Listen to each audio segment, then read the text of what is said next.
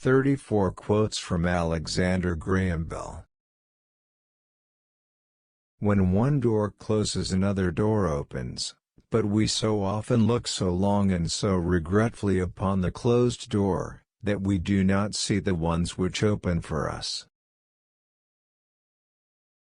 Concentrate all your thoughts upon the work in hand. The sun's rays do not burn until brought to a focus. Man is the result of slow growth, that is why he occupies the position he does in animal life. What does a pup amount to that has gained its growth in a few days or weeks, beside a man who only attains it in as many years? A man, as a general rule, owes very little to what he is born with. A man is what he makes of himself. I have always considered myself as an agnostic. Don't keep forever on the public road, going only where others have gone. Leave the beaten track occasionally and dive into the woods. You'll be certain to find something you have never seen before. What this power is I cannot say. All I know is that it exists, and it becomes available only when a man is in that state of mind in which he knows exactly what he wants and is fully determined not to quit until he finds it. Wherever you may find the inventor, you may give him wealth or you may take from him all that he has, and he will go on inventing.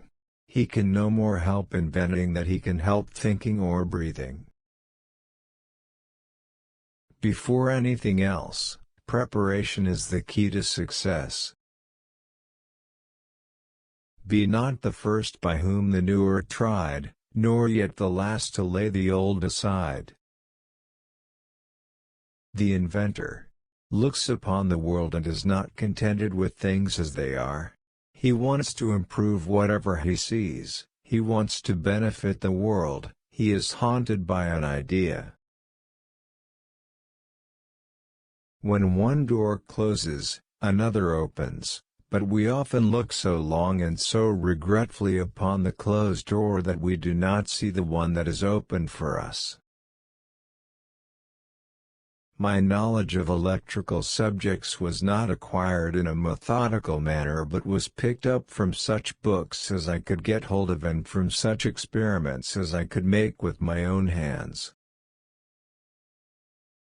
I would impress upon your minds the fact that if you want to do a man justice, you should believe what a man says himself rather than what people say he says. The nation that secures control of the air will ultimately control the world. Great discoveries and improvements invariably involve the cooperation of many minds.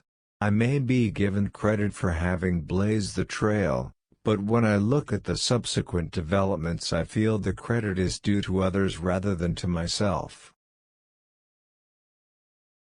A man's own judgment should be the final appeal in all that relates to himself.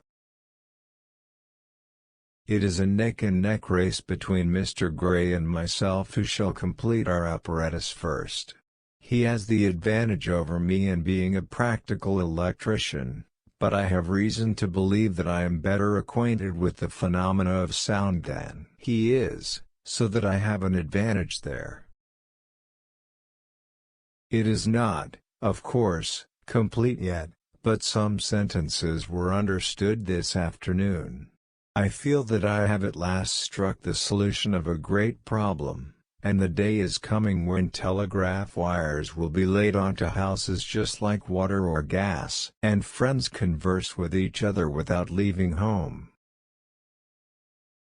Neither the Army nor the Navy is of any protection, or very little protection, against aerial raids.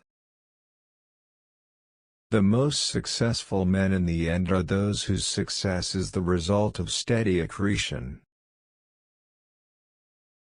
I have discovered that my interest in my dear pupil, Mabel, has ripened into a far deeper feeling than that of mere friendship.